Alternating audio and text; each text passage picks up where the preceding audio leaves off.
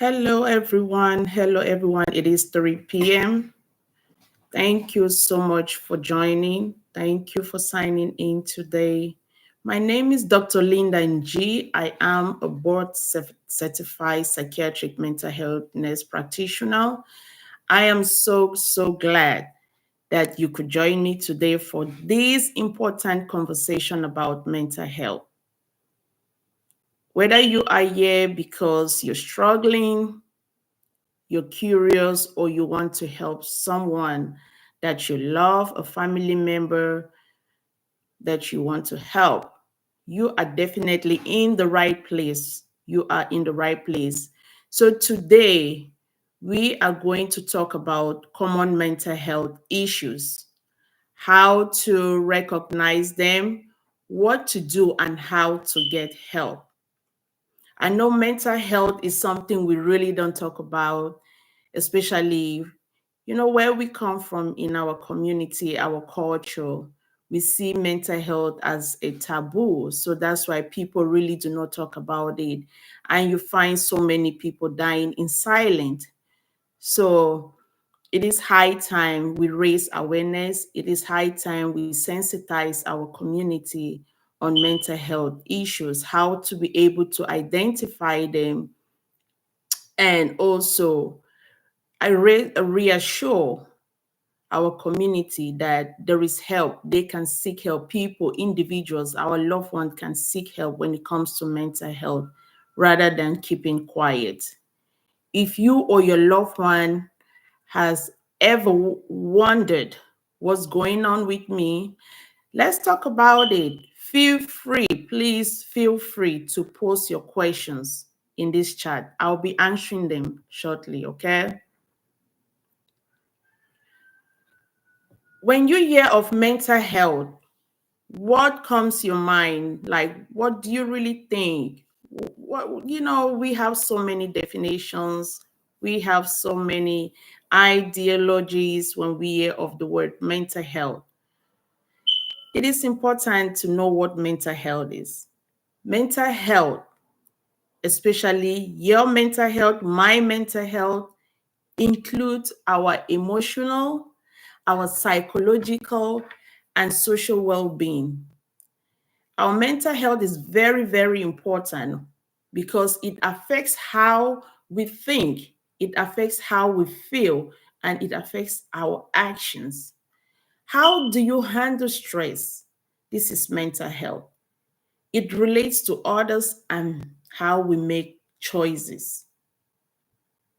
What are some common concerns about mental health? When someone is going through some mental health challenges, you might think maybe, oh, it's spiritual. Some could be. Some might be going through mental health issues and they don't know what these symptoms, what they're experiencing, what the symptoms are, what they look like. And you might think it is okay. No, it is not okay. I want you to be able to identify some of these symptoms of mental health. What are some of the common concerns? If you have a family member or a loved one that has anxiety, how do you know that this individual is exhibiting, it is showing the symptoms of anxiety? You will commonly hear them saying, I have excessive worrying. I feel restless. I have trouble sleeping. Okay. And some people, some individuals, when it has gotten to the stage of panic attack, they will tell you they feel this severe chest tightness, a sharp pain in the middle of the chest, like directly underneath the balls area. And this pain, it radiates all the way to the back. So that's when it has gotten to a panic attack stage. But anxiety, when someone said, I have excessive worrying, restlessness, trouble sleeping, these are some common signs of anxiety. Then what about depression?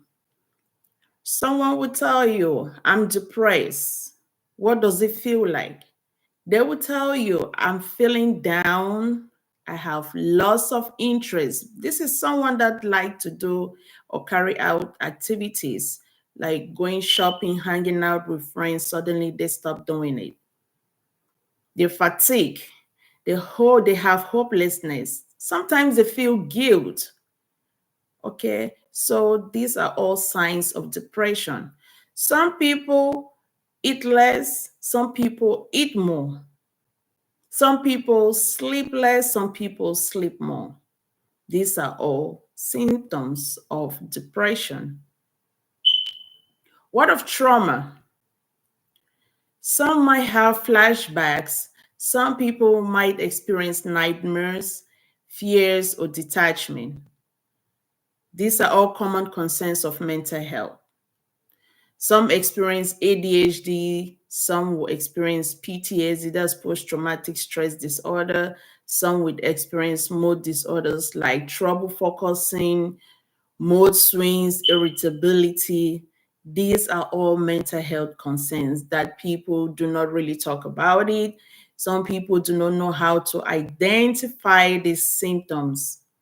So when you see that you have trouble focusing, you have mood swings, you have irritability, that should alert you that I have some issues.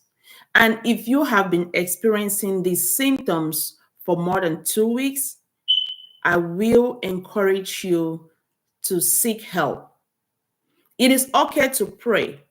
Some of these symptoms could be spiritual, but at the same time, you need to seek professional help. If you are not comfortable taking medications, because that is a concern that majority of people in our community are concerned about antidepressants, being put on antidepressants, on all these medications could have side effects. If you are not comfortable taking these medications, I will encourage you to seek therapy.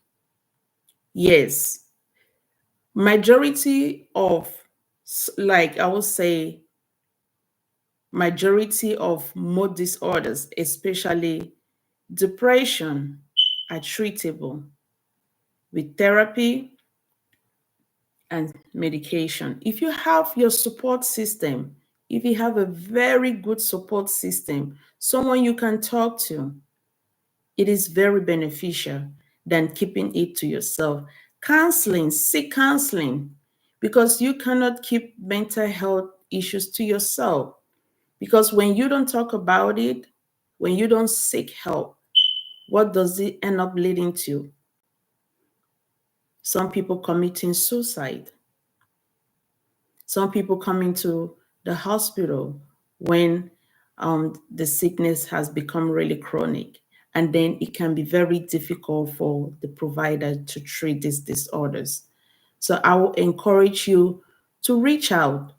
So how do you know when to seek help? If these symptoms have become really critical, like chronic, where it is affecting your job, your work, your daily lifestyle, your relationships, your marriage, I will encourage you to seek help. Seek professional help, not going to a medicine house. I want you to seek professional help. You can seek counseling, start from counseling, go into the hospital and consult with your providers, and they can decide by writing you an order or referral to seek counseling. Some will tell you if medications need to be started. Okay. So early treatment can make a very huge difference in your life when you seek help. So you can go to your closest health center, you can go to your the hospitals and consult with your psychiatric mental health nurse practitioner. It all depends where you are located. But I will encourage you to seek help for your mental health issues. Do not keep quiet. Talk about it. You can save lives. If it's not you, it could be your loved one, it could be your family, it could be your friend, or anyone in the community. So if you have any question, please do not hesitate to send in your questions and I will answer, okay? So now let's answer some questions. If you do, feel free to drop them in the chat. Remember, your question could help someone else too, not just me. It could save as many lives as possible.